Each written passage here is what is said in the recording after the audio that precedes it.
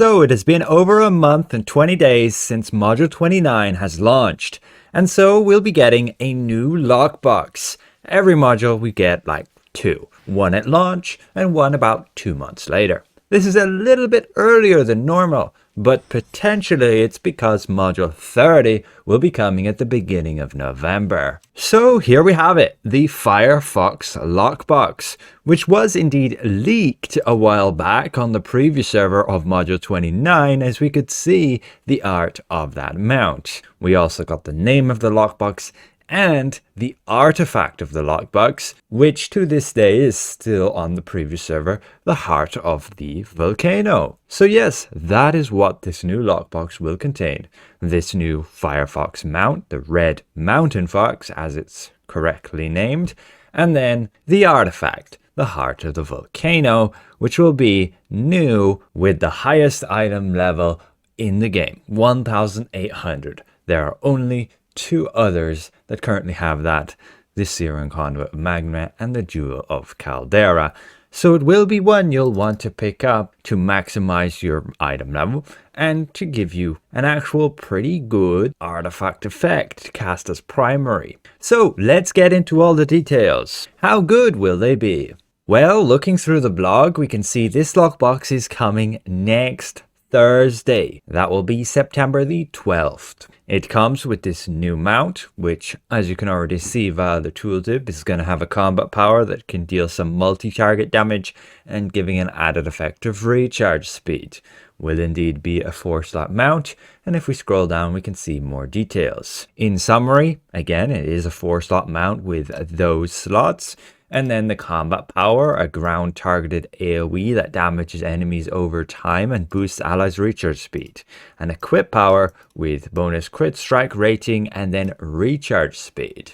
So that's very interesting. The first of its kind, a equip bonus giving a percentage stat of recharge speed. So looking at more details with regards to the slots, you can see you'll be able to get like Enchanter's Hex, Lionheart's Perseverance, Warlord's Motivation, Accursed Resolve, and then if you want to lose out on the 20% preferred slot, you could take Defender's Retort, Master's Precision, Mender's Covenant, Cavalry's Alarm. So all around, it's got some okay bonuses, but there are plenty of alternatives, and at this point, if you've been playing the game for a bit, you probably have your stable full of 4-slot mounts and don't need any more. Then looking at the combat power Invigorating Firefox, we can see it's actually going to be 15% recharge speed and 920 total magnitude, and the duration is 10 seconds. This then isn't so bad. That recharge speed they claim to be a total worth of about 1.5 seconds off your cooldowns. That will depend on the length of your encounter powers and how much recharge speed you already have, but yeah, it's not much. The power in itself has a maximum target cap of 15, and keep in mind it is just a dot. It will also stop ticking on the enemy if they leave the circle. So it's not going to be exactly great because it's not like instant damage, say other mount combat powers would have. Right now, I would still say the Space Gubby School mount is one of the best. Target cap 15, 700 magnitude, a daze, and the damage is like instant with pulling enemies together. And then the other second option is the Pegasus, either the mythic one or the legendary one with inspiration, 1000 magnitude, decent area, and also a damage buff. I don't think this mount will compete with that with the combat power. Even with the support effect, you can just be better off running a true support mount, which is going to increase the target's damage taken by 15%. But yes, you can see all the details here. Radius 15 feet, the range is 80 feet. But again, it's not really a mount I would use. And the equip power, you can get that up to 3% recharge speed. So not much, but it's the first of its kind.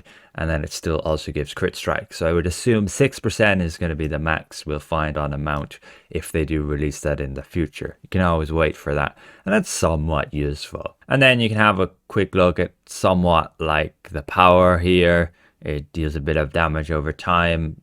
The mount comes in the fox and explodes, and that's then going to be the area. I think this is at least the prototyping the powers art, visual effects. This is like bonus bloopers, but we'll see the exact visuals of it when we do go and say obtain it on Thursday. Although actually I won't be here on Thursday, so I cannot. The artifact, the Heart of the Volcano, this, as we said, has item level 1800. Now it is replacing the Heart of the Black Dragon artifact.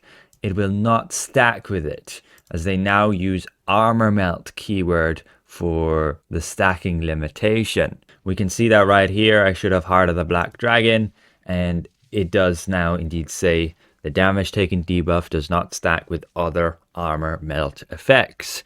And having a look, you can see the Heart of the Volcano will also have that armor melt effect. They are both then 10%, and ultimately you would prioritize using this one because it has that high item level.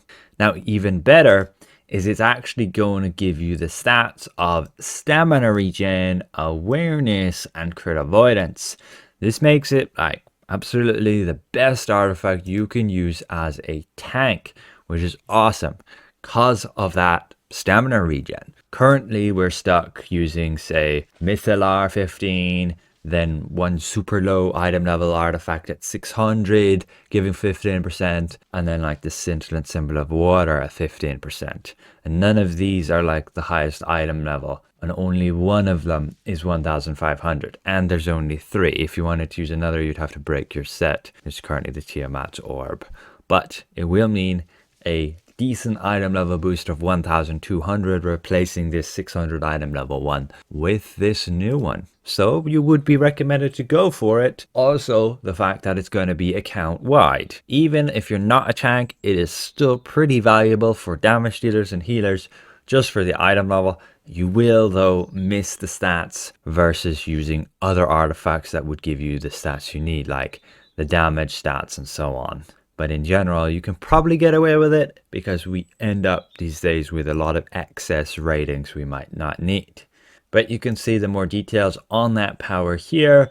It's going to give that debuff, cause a bit of a damage over time effect. The range on it is 40 feet. It's got a bit of a line, 20 feet, and the max target hits 15. So it's pretty neat. You can use it as a multi-target attack, just like we had with the Heart of the Black Dragon. And yeah, we can have a quick look at how that actually casts then as well. Using that here, we can go and cast it. Probably has a very similar effect. It just shoots out a line of red, I guess, fire in a similar way that this Heart of the Black Dragon does here. We can just quickly go and test, does that debuff effect work, just to make sure they didn't screw up something in the coding. We can see our damage, 16,172.8, effectiveness 66.7. And when we go and cast this artifact, we can hit both those dummies, and just attacking this guy with our at-will, we should see a damage increase here.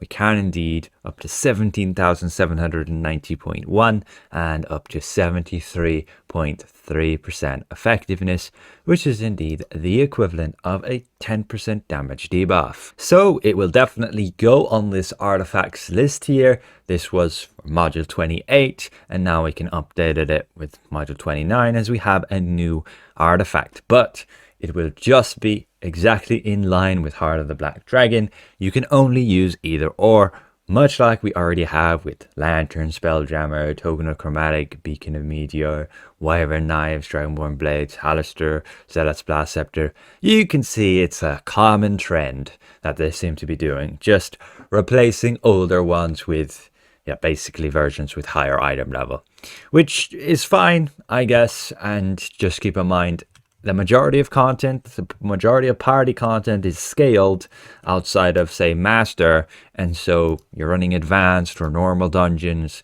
There's no problem at all still running like the Heart of the Black Dragon. Less item level, but that item level, again, is absolutely meaningless in this scaled content, because having higher item level than what it says here, 35,000, is no effect at all.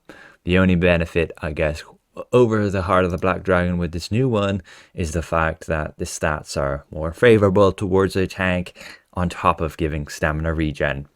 So that is, yes, ultimately the new lockbox that is coming. In closing, they hope that both are desirable and interesting. They will require you, of course, to use an enchanted key to open, and will also mean that the current lockbox on the bazaar will no longer be available.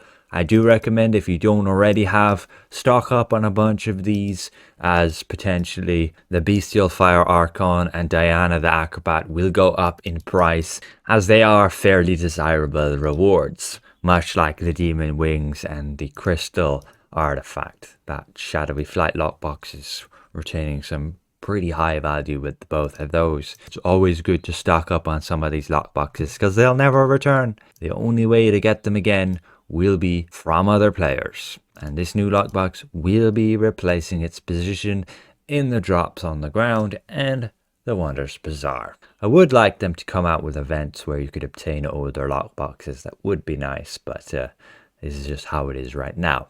A cool looking mount. Excited to try it out and see how it looks. And the lockbox overall is pretty decent. Like, the mount is, again, 4 slots. Pretty unique with the recharge speed bonus. Could be very valuable there to use as just the equip power. And then the artifact, yeah, it's a no-brainer. It's going to be best in slot for tanks, and also, I guess, a bit of stamina regen, and the highest item level of any artifact in the game at account-wide as well. So definitely a lockbox that will have a lot of advantages to open. So thanks for watching. A special thank you to all these channel members for your extra support, and we'll see you guys around. Goodbye for now.